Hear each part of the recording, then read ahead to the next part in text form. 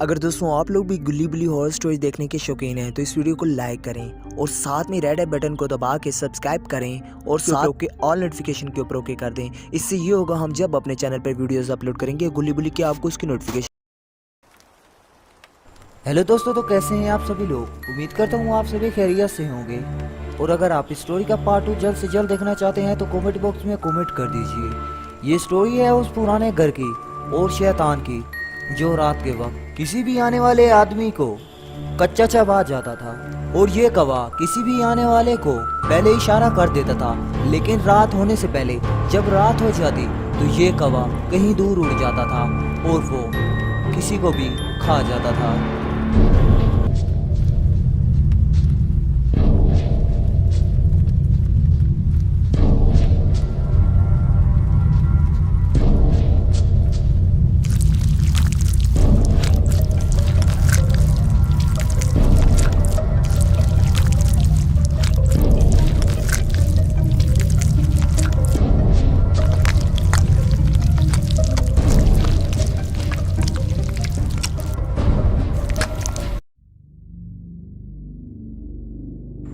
बुल्ली आज अपने चचा के घर जा रहा था उसके पैसे वापस करने के लिए, क्योंकि बुल्ली ने अपने चचा से पैसे उधार लिए थे और ये रकम बहुत ही ज्यादा बड़ी थी।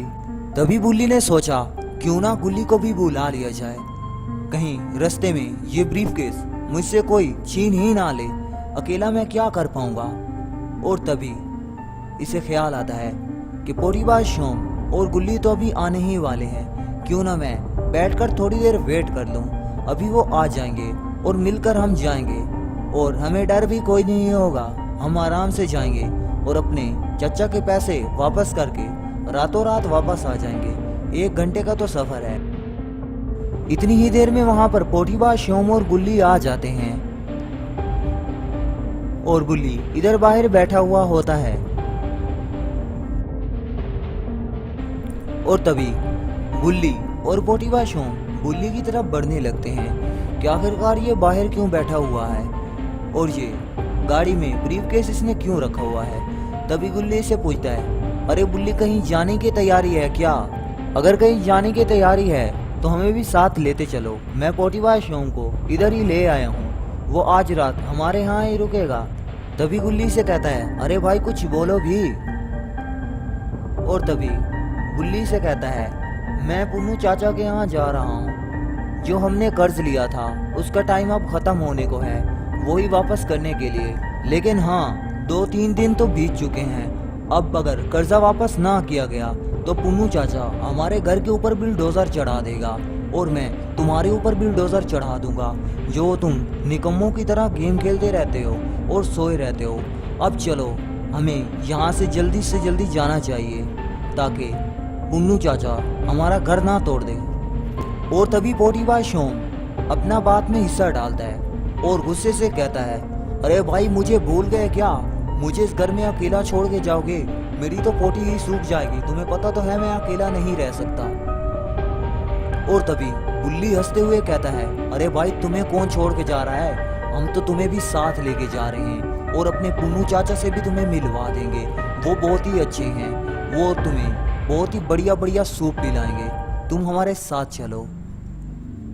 और तभी सभी बातें करते हुए और हंसते हुए वहां से रवाना हो जाते हैं पुन्नू चाचा के यहाँ।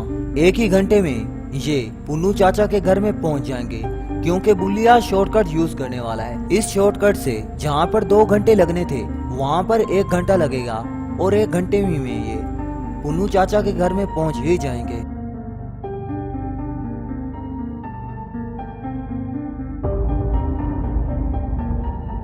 एक घंटे बाद जब ये पुन्नू चाचा के घर में पहुंचे तो देखकर बहुत ही ज्यादा हैरान हो गए, क्योंकि वहां पर पेड़ पौधे और घास उग चुका था। ऐसा लग रहा था कि यहाँ पर सालों से कोई ना रहता हो।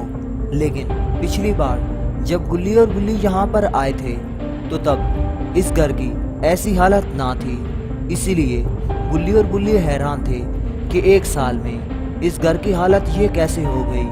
लेकिन बगैर सोचे समझे बुल्ली और पोटीबा शोम वो ब्रीफकेस लेते हुए घर के अंदर की तरफ जाने लगे। और घर के अंदर दाखिल हो गए। लेकिन अंदर पहुंचते ही ये और भी ज्यादा हैरान हो गए। जैसे बाहर की हालत थी उससे बेहद घटिया अंदर की हालत थी और यहाँ पर हर चीज पुरानी हो चुकी थी। लेकिन गुल्ली बुल्ली ये देखकर हैरान थे कि आखिरकार ये घर की हालत क्या हो गई है और हमारे पुन्नू चाचा कहाँ हैं। वो तो यहीं पर रहते थे।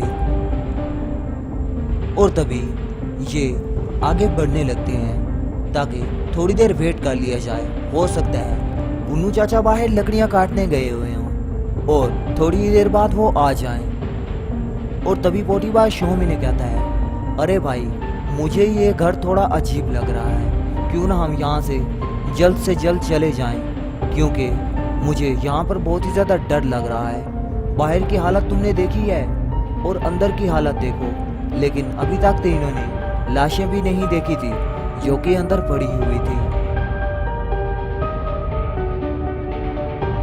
तभी बुल्ली पोटीबाज शोम से कहता है, अरे भाई डरने की जरूरत नहीं है, ये मेरे चचा का घर है और चचा अभी आ ही जाएंगे और उनके पैसे हम देकर तीनों यहाँ से चले जाएंगे। इसमें डरने की क्या जरूरत है, बस थोड़ी देर ही तो वेट करना है और अगर चचा ना आए तो हम यहाँ से चले जाएंगे।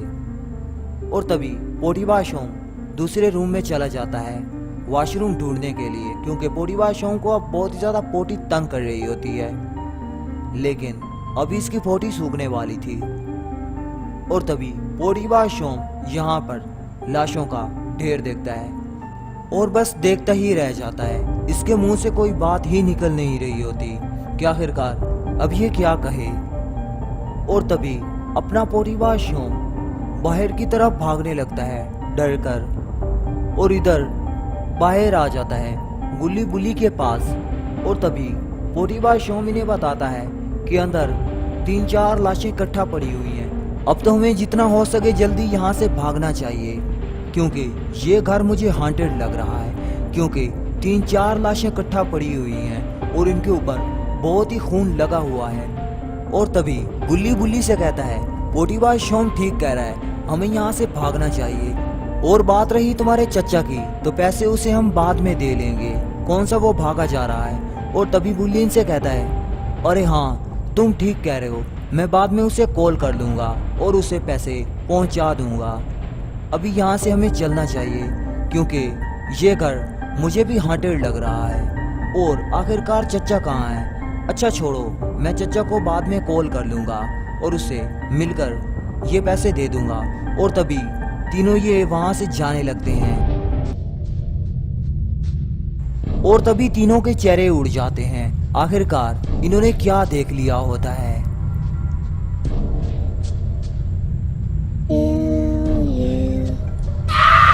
अरे ये तो अपना पुन्नू चाचा है जो कि एक शैतान बन चुका है। तो दोस्तों अब आगे क्या होगा?